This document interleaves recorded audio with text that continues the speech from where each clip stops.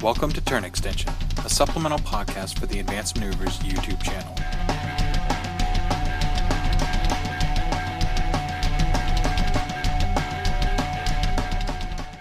Hey everyone, welcome to another episode of Turn Extension. My name is Tony, or Polar Bear Cub on the forums. Hey everybody, it's Kevin Dark on the forums. Hey everybody, it's Devin Cutthroat here on the forums. Alright, so we are recording a little bit later than we normally do. We normally record on a Friday, but today we're doing a special on a Monday, and it is the weekend after Warmachine Week. So, a lot of good things happen. Let's talk about them. Well, I mean, crap. We have to, first call out the great competitions that we saw going on, both Last Chance qualifiers, Iron Gauntlets, and the Masters. Privateer Press did a lot of coverage, and I actually really feel like Privateer Press is stepping up their game as it relates to covering, conventions like that. Like I noticed that now they're even adding dice trays into their convention coverage.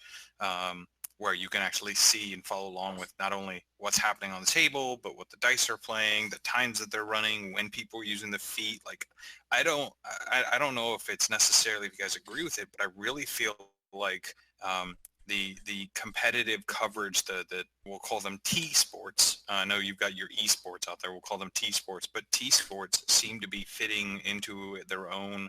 They're starting to grow into their own, and they're actually becoming, a lot more polished, a lot more professional in appearance. I'd love to see what happens in the next 2 to 3 years with that. I think it's absolutely crazy that we have, they had as large of a viewer base as they did. I mean, their streams at one point had like 100 people watching. Which is awesome. Crazy. That is amazing. Yeah. Yes. So I think that's definitely really cool. I know that really interesting for me, especially watching to watch Privateer Press do their, spotlight and basically recording of a game, and then to watch like the WTC do theirs.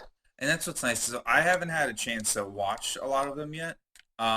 Just because I've just kind of been busy this weekend, but I'm excited to see that the quality is increasing every single. It feels like at first it was, I'm gonna say it was a community led at first, but then Privateer Press has taken it up to a whole new level with what they've been doing lately. And I'm excited. I'm happy. It makes me feel like this is a thing that's gonna keep going on. And I think Tony, who is their media specialist, is just working crazy hard to make this look as good as he does. Yeah, and we have, some other things that came out. We got to see 3D CADs for 2 new models that we didn't even know existed up until Warmachine weekend, and that is Hermes of the, or Hemeris. I'm not sure how you pronounce it because it's a ret model, but it's a Retribution character jack. I'm curious to see who it's going on. And then we got to see the first shots of Callus too, which are amazing. Like, he looks amazing. So he's like a specific model that somebody would quit a faction and pick up Legion in order just to play. Like, it's that pretty. It looks really damn good. It looks amazing. Yeah. And then, I saw that model and I was like, oh, look at that, Callus is too, it looks like Legion's getting their first quote unquote cavalry caster. And then I started thinking, well, wait a minute, they did this with Callus. Could they do this with like Ogren or something like that? And now we've got Ogren heavy cav in Legion. Oh, that would be kind of cool. I don't know if their mutation would happen quite like that, because Centauri things. I think that'd be interesting. Like I said, I'm not sure if their mutations would go that way, like it would with how Callus does, because he's pure from Legion, from Everblight. I mean. Yeah, but if you think about it, Callus's original version had nothing to do with like speed and stuff. Like Absalonia went from being like, she had like little wings in her first version, and then her second version she has these giant wings and has the ability to fly. Like, this version of Callus is such a like 180. Like, before he was like armor clad, moved, was just like a killing machine, and now he's like a hooved killing machine. So it's like he's becoming what I would think I would have thought like Thagrosh 3 would have assumed a form like this before Callus. But I mean, it does open up, like Kevin said, the windows of what other mutations could they throw in there. I mean, we don't know why this mutation happened. That's true. We don't know why it's happening. I mean, I assume it's got to be something doing with, as he's progressing more and more, into his, coming one with Everblight. But still, that is Oh, it's so cool. And the other thing I want to talk about is the War Machine Weekend Champion. It's Chris Davies. Christopher Davies. Sorry, Christopher Davies. That is and exciting. let's just call him the Triple Crown winner. Yeah. So because he's not just the War Machine Weekend, he's the Triple Crown. So he won War Machine Weekend, he won the LCQ, and he also did what? Win the World Champion? No, he won the LCQ, which ended up winning him War Machine Weekend. Yeah. He was part of the WTC winning team, won the Lock and Load Iron Gauntlet.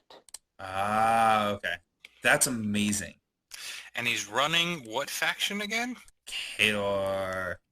And what was the list that won on final tables? Mad Dogs?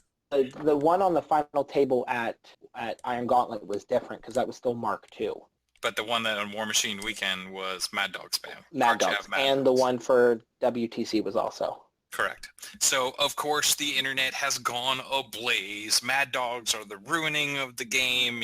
How can you possibly deal with it? And I'm actually kind of I'm frustrated and I'm happy at the same time. I'm frustrated because I'm seeing so many armchair type generals who are like, Mad Dog spam is ruining the game. There's no way of competing it. PP screwed up. And of course, they're always throwing up the 3 years playtesting slogan that they always want to crutch on.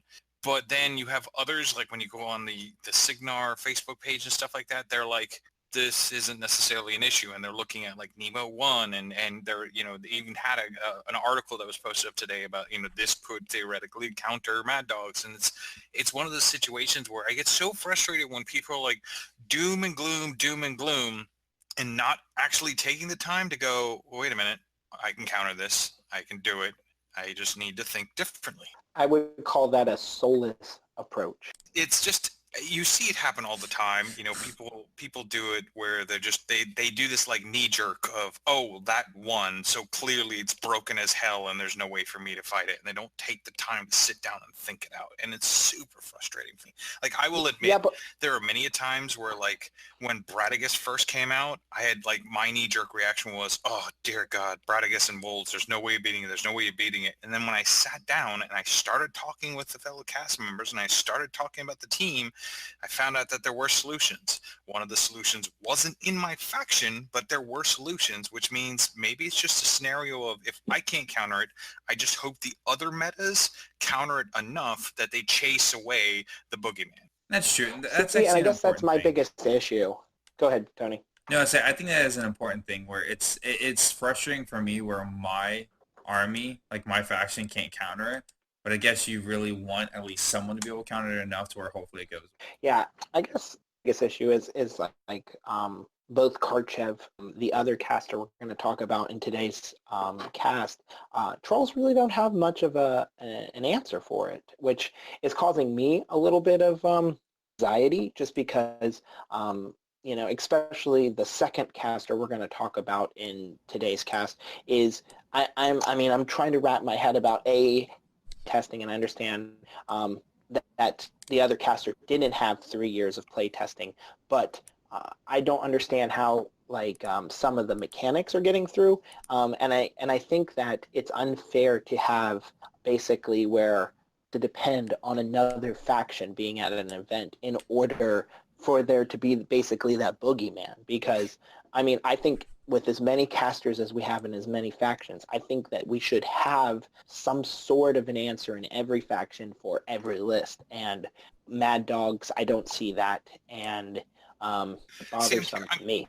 I'm curious about your statement that trolls don't have an answer to it, because I look at Jay Larson's Madrak with the crap ton of Creel boats, and I go, how is that not a strong, not an immediate game-winning counter, but how is that not a strong counter when the Mad Dogs can't trample over medium bases, so they immediately shut down the trample effects? You have so many dudes that countercharge. Doesn't necessarily matter if somebody countercharges a Creel warrior, because who gives a crap? And then you get enough damage done out of the putting a Fury on a Creel warrior and just sending in 5 Creel warriors on a Mad Dog or something. Like, even if we have a scenario of just bogging them down until you can get to the meaty bits.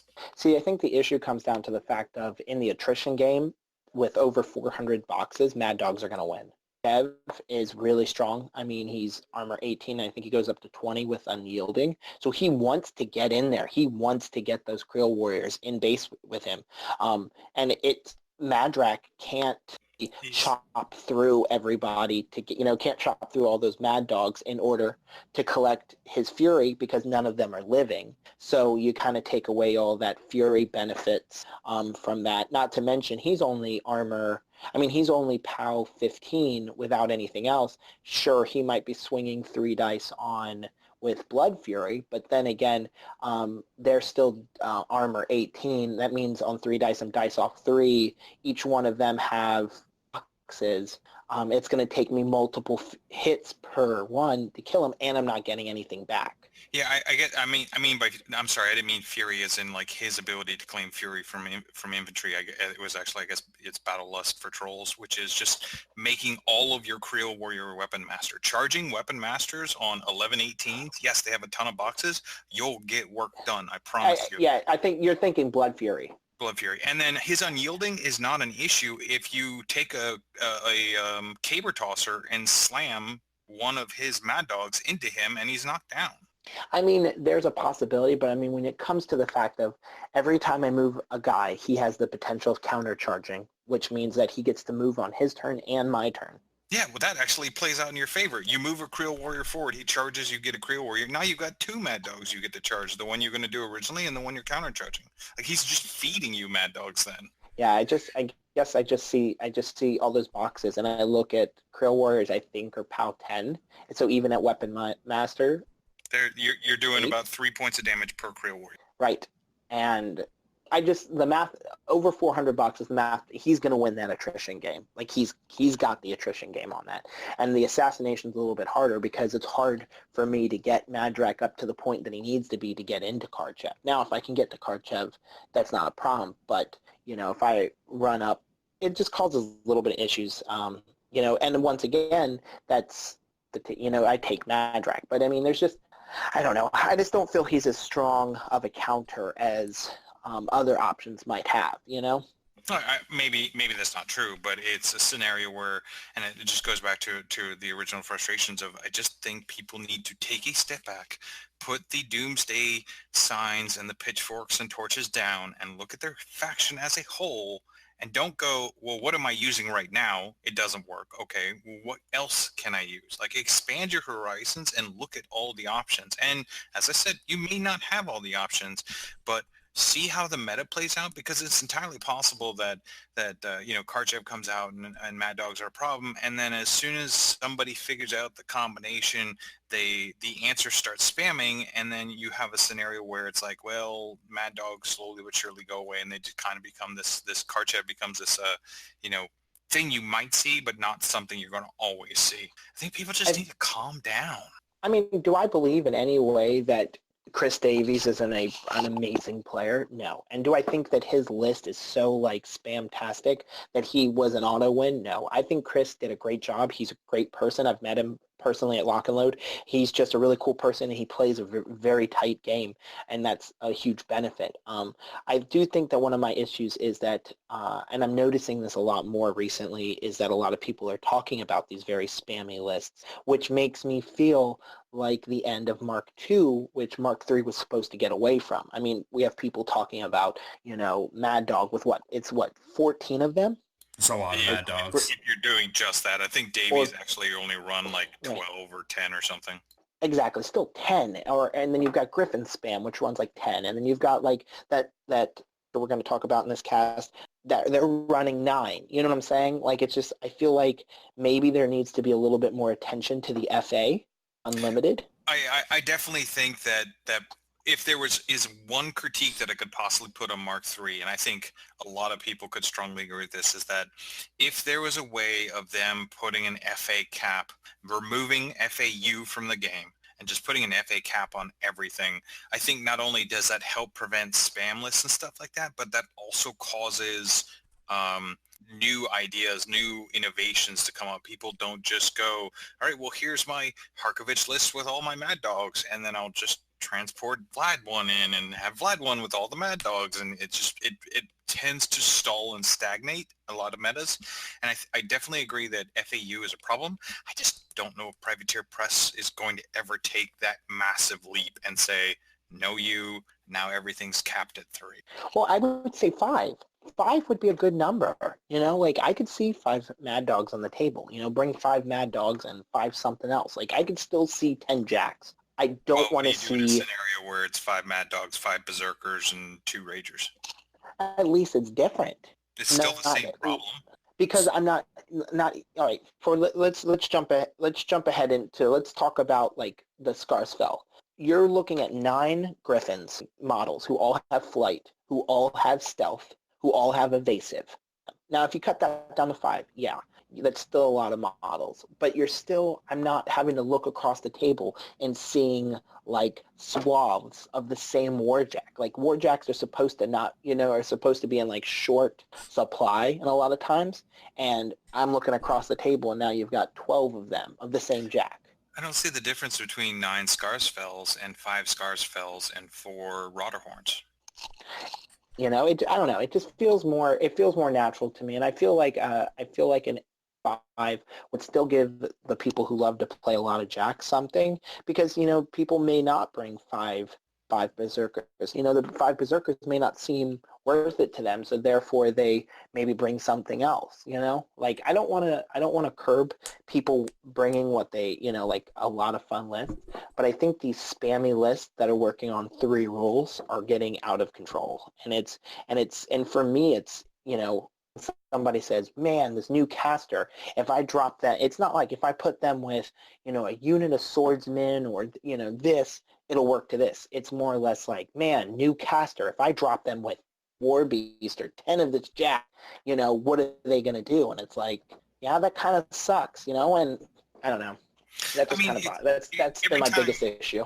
Every time the spam thing comes up, this conversation happens all the time. We've had this with the Mad Dogs. We've had this with when Jay Larson put down or I think it was Jay who put down like 3 units of 3 full Creel boats down. It's the situation of basically instead of going for quality, you're going for quantity.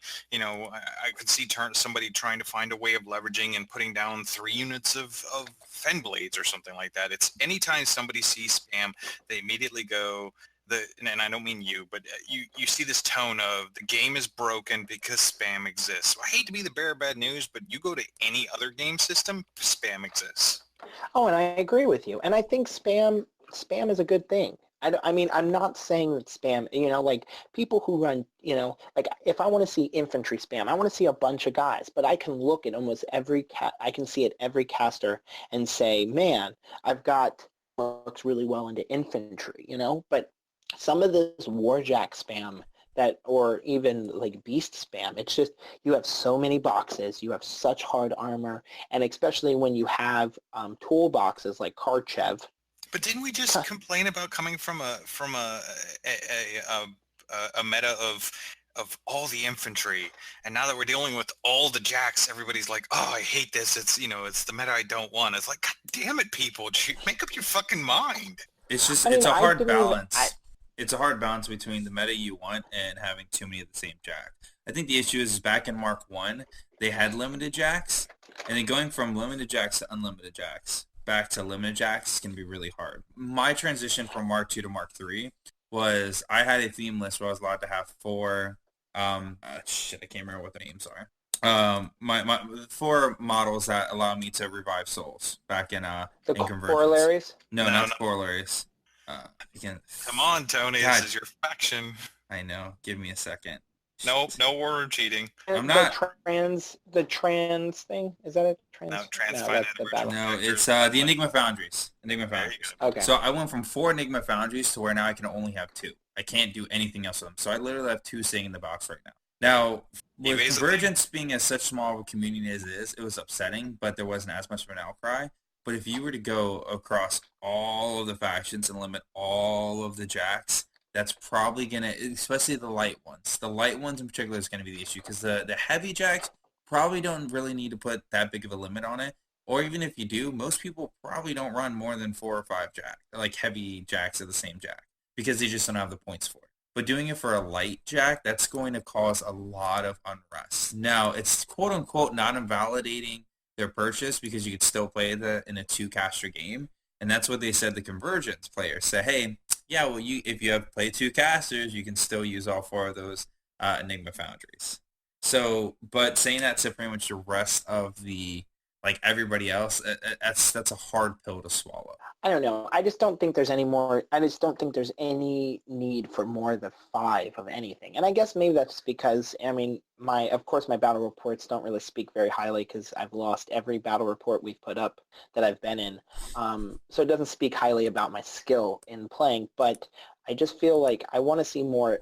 Like one of the things I've been excited about, and I still love MK3, is the fact of like the balance. You know, I was happy to get away from like body and soul, and I was super happy to get away from, you know, EE, because like, you know, just having all these people just thing 100 different things just became kind of frustrating, especially when it's one of those things like, you know, yeah, you try to go into, you know, if I'm not playing Kador, too much. Like, I mean, that's a good list, and there might be a few things that can, you know, get through it, but there's not as much where you have to worry about, well, if I go into this faction, they play that caster, and if I go into this faction, they play that caster. You know, with me, it's like with Trolls, it's like, well, if I'm playing and I play into Haley 2, what am I going to play? But then if I play Mad Dogs, what am I going to play here? But then you got Wormwood, you know, and it's definitely, it's frustrating for me. As I said, I feel like it's well done in general, the game overall. I just feel like for me it's a little demeaning to look across and see, you know, 12 or 14 of a jack and be like, well, got to try and figure this one out. And yeah, I guess it's a strategy and you take a risk with it, but I just don't feel like the risk is high enough taking a list like that it's going to pull people away from that kind of list into another faction. So here, let's do this. We have a couple minutes left, probably about 7 or so in total. I know we'll go over. Instead of breaking down each of the new casters, because that was supposed to be what our cast is supposed to be about, do we just want to talk about them briefly, or do we want to continue on with this topic?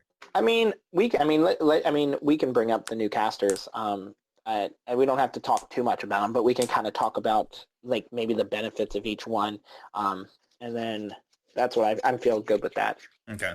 I'm relying heavily on you two because you guys are the Hordes players. I really don't play Hordes until Lock and Load of next year. So let's start with is out of everybody the underdog. I still think he's fantastic, really good caster, but I do feel in comparison to everybody else he might be a little bit tempered too. Wait, who was it? You cut out. Horgle 2. Horgle 2? Okay. Yeah, the Trollbloods. Okay. He's interesting. Got a move on him called Firestarter that takes a model and turns all of their weapons to have continuous fire on a hit. His feat allows you anything that is on fire. War Beast gets to charge it for free, or you get to charge it for free, and you get boosted to hit, boosted damage. That's pretty good. And then, of course, yeah, he does some other fire stuff. So, I mean, there's some interesting, like, play with it where you could take, like, a Mountain King and put Firestarter on him. And now all of his, you know, range 10 sprays, PAL 16 also cause fire. So you do fire damage and you drop their defense by, you know, 2, you know, and then you can just charge things. It's still fun stuff with him. I'm going to have to disagree with you. I do not think he's the worst of the lot. Well, who do you think's the worst of the lot? Don't you dare say Zadesh. I am going to say Zadesh, but I'm going to say Zadesh. How do you go with Zadesh?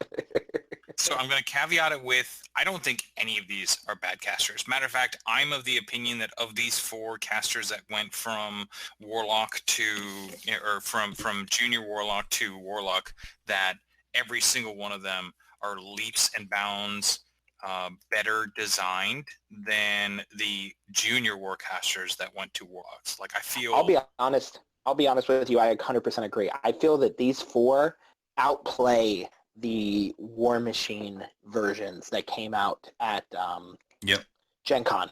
Totally 100% agree.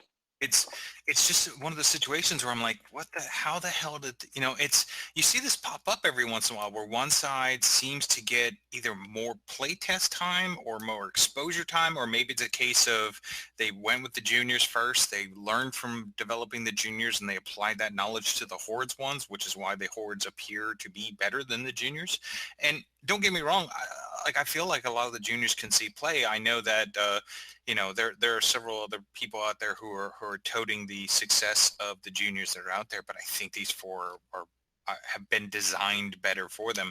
The issue that I have with Zadesh is he's 15, 16, which it's not horrible. He's only got 16 boxes, and he doesn't have any major survivability effects to him. Like, he's got sacrificial pawn, so he can kind of punt things off that go onto his battle group.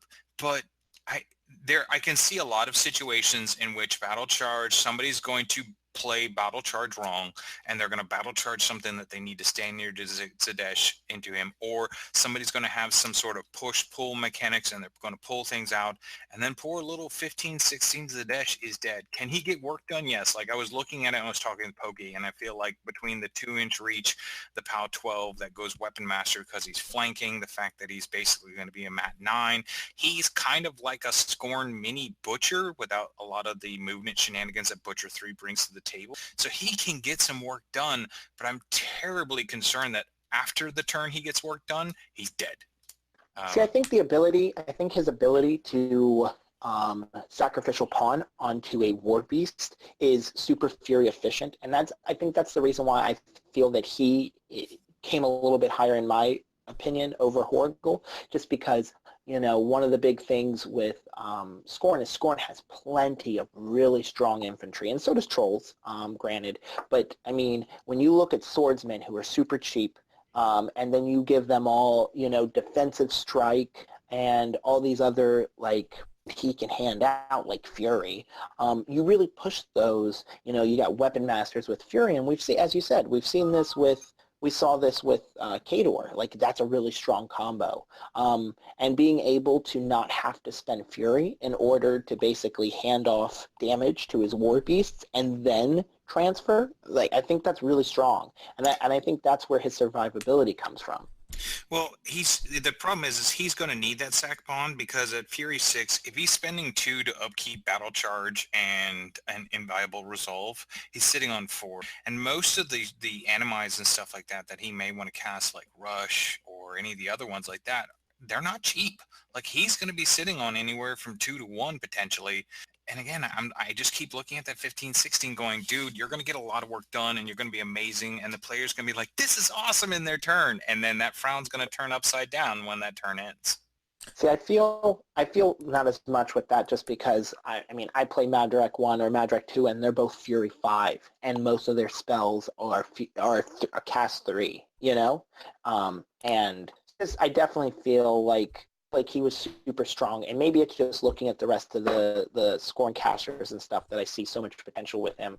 And with Horgle, as I said, Horgle is in no way a bad caster. He is fantastic. I'm so excited to play him, and the day that I get him in, as we already know, I'm going to bust him out, paint him. He's taken top of my priority list just because he looks like a lot of fun.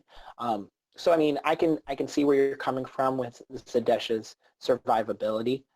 And maybe the two of them are on par. Like, they can trade back and forth depending on what we choose to vote those two on from.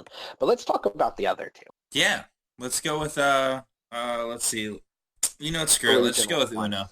You want to go right with Una? No, we're saving our dessert for last. All right. So let's go with the Legion. That's not dessert. That is a shit sandwich. Well, it's dessert for the circle players. Yeah. I saw Fiona, and my knee-jerk reaction was, holy crap. Is there anything that is on this caster's card that Legion doesn't want? Like, seriously. So I think this is the first time where we've seen a caster that has the chain strike ability that gives her the 4-inch reach during movements. She's got dodge, she's got overtake, and a lot of people are like, oh, overtake. I'm like, yeah, I'm sorry, overtake on a Scythian makes me want to cry. Like, it just digs into that anti-infantry meta that much more, especially when I've been playing a list that had 2 Iron Fang Pikemans. I'm looking at overtaking Scythians going, this is not good. And then she's got admonition, which is, great for her if she wants to put it on her. So if she goes in, she's 4 inches with her strike, so she's even further out. Somebody comes in, she admonitions away. They gave her Fury, for fuck's sake. Who the hell thought that was a good idea to put Fury into that faction? Because it's friendly faction model, not infantry, not warrior model. That's +3 melee damage rolls on any of the war beasts that they want. Armor pierce much? That happens. And then, you've got stuff like Gallows, so you've got movement shenanigans. You've even got Iron Flesh. So if you're like, oh man, I really, really love these War Spears and I want to throw the Blightbringer down to get that, and then it's just not enough, I'm Iron Fleshing them on top of the Blightbringer seems okay, last I checked. And the fact that, her feet turn, if she gets on a control range, she basically models get defense and dodge. Because, all the Legion players are like, they reduced her defense. Well, guess what? You got it back. What the fuck? Just seriously, everything on, every time I flipped over to the next card, I'm like, yep, they want that. Yep, they want that. Yep, they want that. Where does this, where on this list does somebody go, man, I wish she didn't have insert A ability, because I can't see any of them on this card. Well, something I think that's funny about her is they literally took all these casters, but they legitimately took spells from the Butcher, from all 3 of his iterations, and spread them out across these guys. You've got Iron Flesh, you've got Fury, other stuff like that. It's just bonkers. But she's really good. She is a very, very solid caster. It's very cool to see that type of ability, which again, it makes me a little sad that again, talking back to the Warmachine ones, the Warmachine ones just didn't have this feel that these Horde ones do. I just, between her and then the fact that we've just now seen the Callus 2, I'm like, Legion's looking so good. They really are. They're looking pretty nice right about now. All right, we ready to talk about Una? I'm never ready to talk about Una. I found ready. So I found the greatest quote online just a couple minutes ago, and it was from Chain Attack, and they said, we need to nerf her back to the Scorn Age. And I think that's pretty damn appropriate. That's rough. So, as was kind of detailed before, once again, the internet has picked up its pitchforks and all that stuff because Una 2 is coming out. And arguably, the second Una 2 came out, we all started talking about her on our AM, chat. And Fort was just, he was balls deep in Una 2 the second she became available to him. Swear to God that I saw him texting us and jerking himself off at the same time. I swear I saw that. Were you video chatting while you were talking to him or something? No, we were at the store. We were hanging out, and he would honestly, had you given that man a white shirt and a black bag, I would have mistaken him for a Mormon because he just kept walking up being like, "You want to talk about the Church of Una?" Great Lord Una. So she comes in at Fury 7. I think most of the other ones are 6. I'm almost certain they were all 6. Corporal is 6, Zadesh is 6, and I think Fiona's 6, or Fiona. Jesus Christ. She gets 7 for some reason. She's a 15-15 with 15 boxes, so questionably she might end up getting killed, might getting herself ganked. But the big thing that has got everybody out there is the fact that she's got this ability called Birds of Prey, which basically says that Griffon war beasts in her battle group gain flank. What the fuck? You just made every Griffon a weapon master. So I want to ask this real quick. With the Birds of Prey ability in play now, can you make a better Griffon than have already been made out now? I'm not sure if you can. With adding another Griffon that has a higher POW than 14, or give a Griffon with reach, or something like that? I think if you do, they have to be extremely careful what that Griffon is able to do. Does it cost more points at this point? Does it have other subpar abilities? I'm waiting for a Griffon heavy. Yeah, it's only kind a of matter nice. of time till that happens. Right, and that's what I'm wondering is if they start going with Griffon heavies at this point. Thank God the freaking Storm Raptor isn't classified as a Griffon model. That's true. That would be very Oh scary. no! But let's go into her feat, because her feat doesn't specify griffins. It specifies.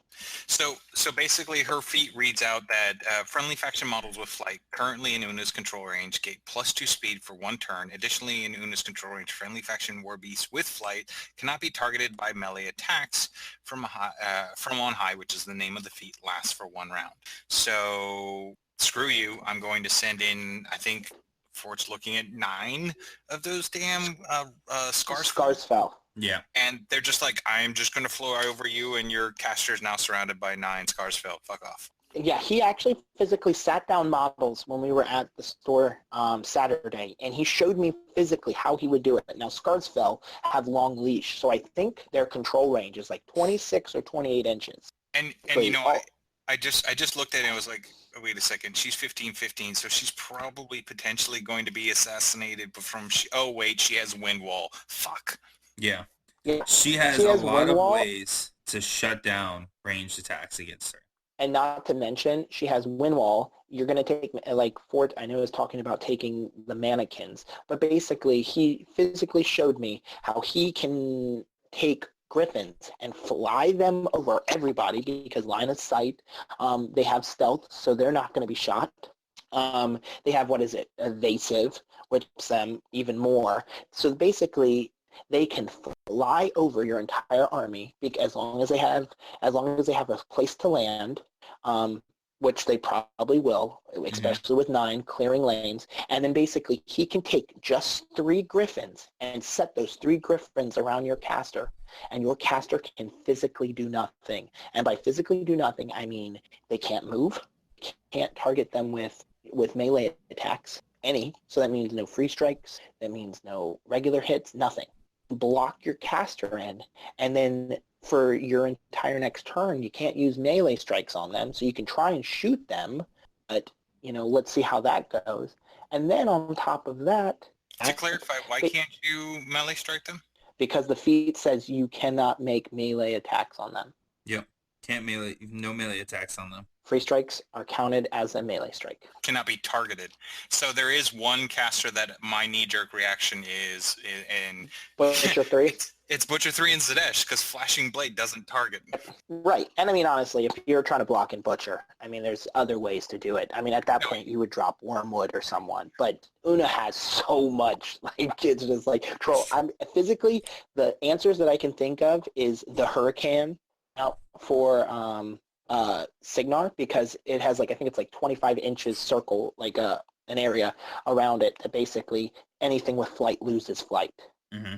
Official. But like, as I said, for trolls, I can't think of nothing. I don't have Flashing Blade. I can't think of anything that's going to put something around me that's going to keep those griffins out, unless I basically take like 100 dudes and I just stack them up, and I basically go, well, you're not getting to me. So what you're saying is Magic 3 and 3 units of Creel Warrior. Exactly. Basically. Magic 3. Doesn't Lanissa Rissel also shut down flying? With a very, very small area. She can thing down that stops it. It's like it's still AoE. it's still an option in play. Don't discredit it. That's true. You're right. I will give you credit where credit's due. That is a good idea. I didn't even think about that. But then once again, if they're, they may not be able to fly directly around me, but because they're running, they can just fly around it. They don't have to charge. Because you're not charging. You're just running. Yeah, but what I'm saying is that if you put Lanissa Rissel down and you shut down flying within her, her meager, I think it's command 8 or something like that, then you have a little bit more spacing where it basically becomes a scenario of you can put more, you don't have to like jam-pack bodies around your caster in order to prevent them from getting there. You shut down flying, and then you position yourself with medium bases or whatever the case might be, so that they just can't get in there because they can't get over things. Yeah, I mean, do I think that it's unbeatable? I don't.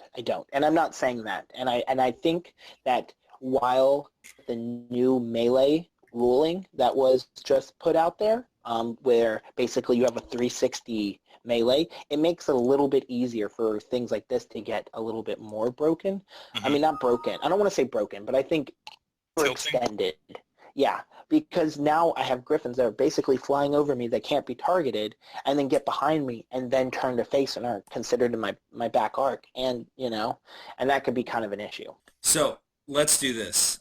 We've talked a lot bit about it. I know we have a lot of thoughts on this, but let's open this up to the rest of the group. So anyone who's listening to this, I want you to comment on our Facebook page, comment on our YouTube. Let us know what your thoughts are on what's going on with these recent new casters, how you felt about Warmachine Weekend, where we're feeling how these casters are going to play out, and what we think the current meta is feeling.